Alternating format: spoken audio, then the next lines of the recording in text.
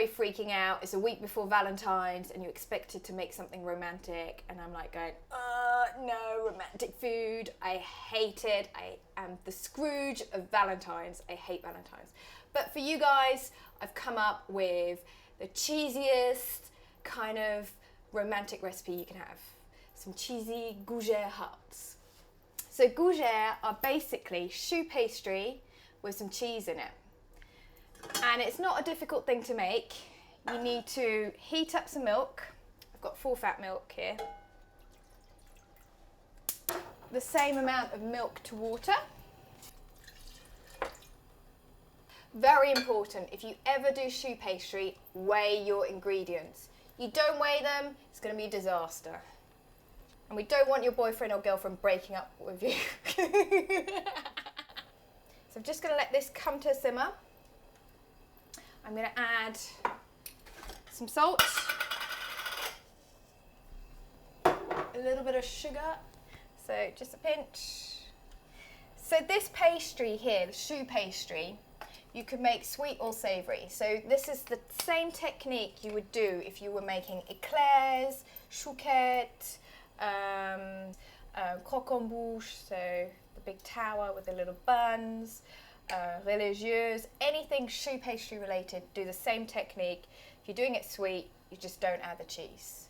So very good pastry skill to know. So this is going to come to a boil. Before it does, I'm going to add some butter. Now the butter I have cubed into small individual cubes. It's important you do it into small pieces because the longer you have to boil the milk, the more it's going to evaporate, which means your ingredients are going to be slightly off in terms of quantity. So you're going to have too much flour versus the liquid and stuff like that. So important, small cubes makes a difference. Patisserie or pastry is a lot about being precise with the measurements. That's why you need to weigh your ingredients to get things at the right temperature. It's a bit boring, but if you do follow the recipe, you're going to succeed. Now this part is like watching paint dry. Don't look, otherwise it'll never melt. While that's melting, I'm just going to chop up some herbs. I've got some chives here. Just a handful. You could use anything you fancy. Some thyme, basil, oregano, or a little bit of paprika, some black pepper, very finely chopped spring onion, that would work, but it has to be quite fine. Smells good.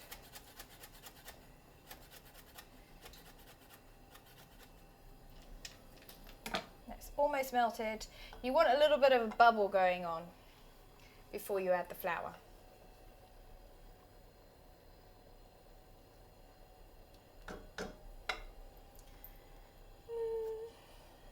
So we've got a little bit of a bubble going on. Before I forget, you need to preheat your oven. Very important that it's at the right temperature. So I've got a little bit of a simmer going. I'm going to turn down the heat and I'm going to pop all the flour in one go. So you start stirring it, and then what you'll end up with is something which resembles badly mashed potatoes, and that's what you're looking for. Don't worry, you're going in the right direction. Now at this point, you really just want to beat your choux pastry, your dough, over the heat to dry it out a bit. It's very important to do this part, because if you don't, what you'll end up with is really kind of sloppy choux pastry which won't pipe. It's a bit of a workout, but you want to look your best when you've got your Valentine's date. Maybe switch hands, you know. It doesn't work. I'm just going to end up with one big muscle and one little one. You can see like there's some steam coming out. That means some of the water content is evaporating. Make sure you keep it on a low heat because you don't want it burning on the bottom. Okay. So what you're looking for is a dough which comes together nicely and also it's got a little bit of a sheen to it. I don't know, it looks a bit sweaty. So you look, you know, sweaty dough means you're doing right. So a little kind of glisten to it. Take it off the heat, get a clean bowl, add the cheese and chives, stir it in. This will also cool down the mixture because you need to cool it down slightly so you can add the eggs. I like a little bit of a kick to my choux pastry, so I'm just going to add a teaspoon of mustard as well. That's an optional extra, but it does taste really good with cheese. So cheese, chives, and your choux pastry base, all that is missing at this point are your eggs.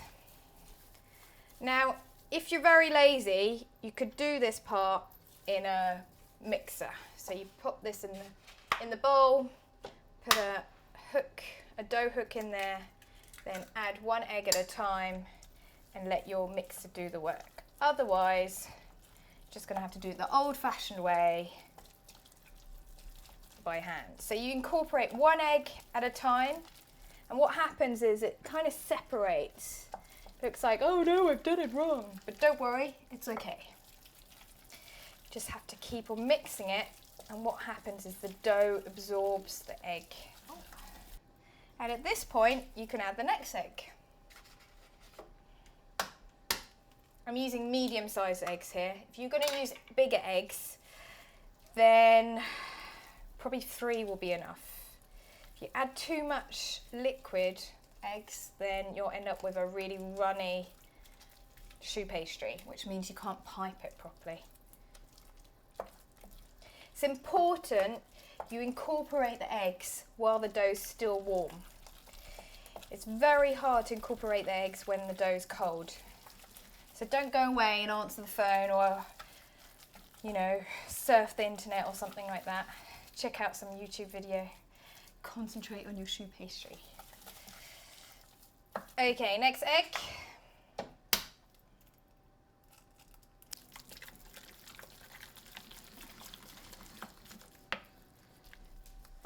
Oh, this is hard work. I think I need a break.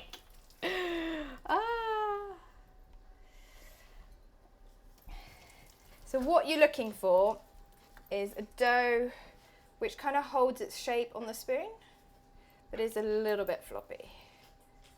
Like that, and all the eggs incorporated, like so. If your mix is really, really runny, then you've obviously not weighed your ingredients. No, if it's a little bit runny, you can always add a tablespoon of plain flour to thicken it up. Okay, so this needs to go in a piping bag. So I have a piping bag here. It's just like a see-through throwaway one, which is fine. Otherwise you can get these fabric ones or these plastic silicone ones, which are pretty good. And it has like a 5mm nozzle on it. 5mm works for me. Maybe you want to go 8mm, just means you've got a bigger gourgere. Pop the nozzle in, make sure it's sitting really nice and tight, and then you're just going to twist the bag and push it in to the nozzle, which means it kind of blocks the pastry. The pastry doesn't come out when you fill it. So twist and push it in, like so. And then you can, minus the water, use a jug, pop your piping bag in, like so, and then you can put your pastry into the bag. So it's better to underfill the bag than overfill it. If it's too full, what happens is you can't really squeeze in a controlled manner. So underfill the bag, half full is kind of perfect.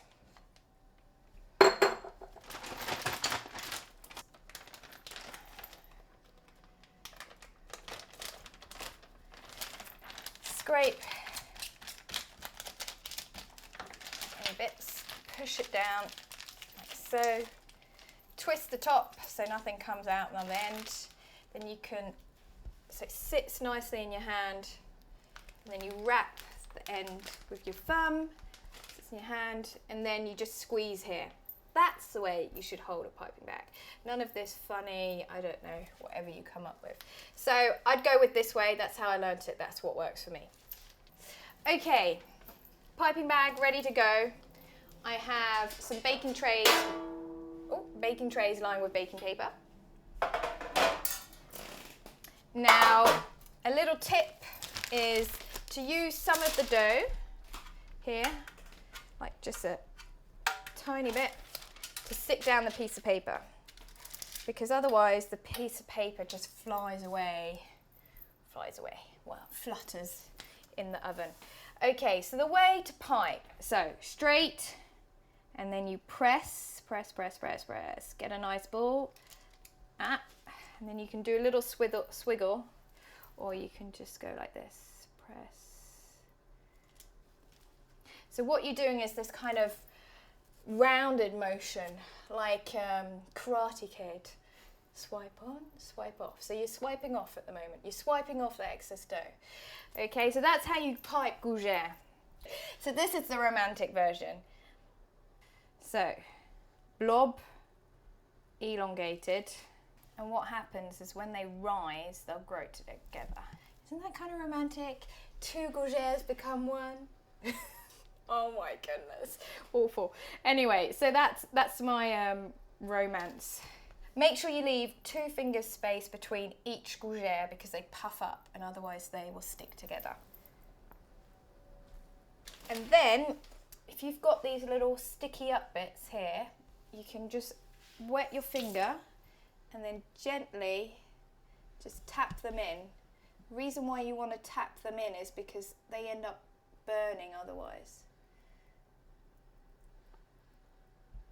But be gentle, because you don't want to have a fingerprint in there. Just wetting your finger makes the dough stop sticking to your finger. Now, because I'm not cheesy enough, I'm going to add some more cheese. Just a little bit on top. All right, cheese looks good. Now, it can go in the hot, very important, hot oven. In the oven it goes. Nice and hot oven for about 15 and 20 minutes. You want them nice golden and puffy and airy.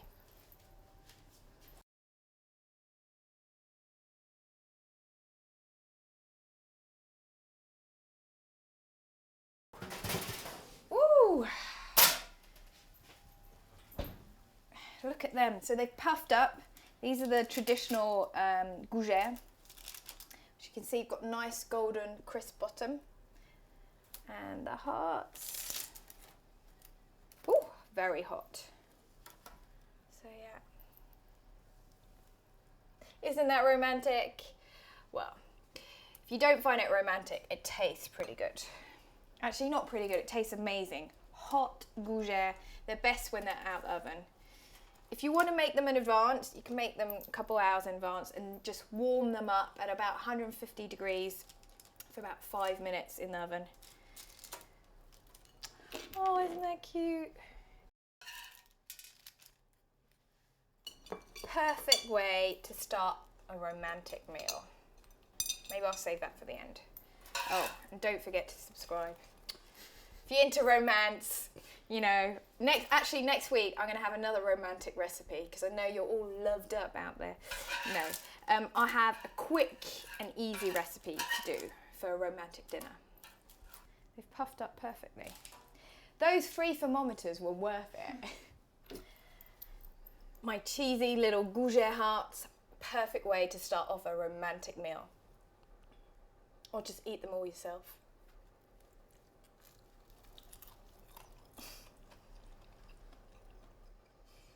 Oh, don't forget to subscribe.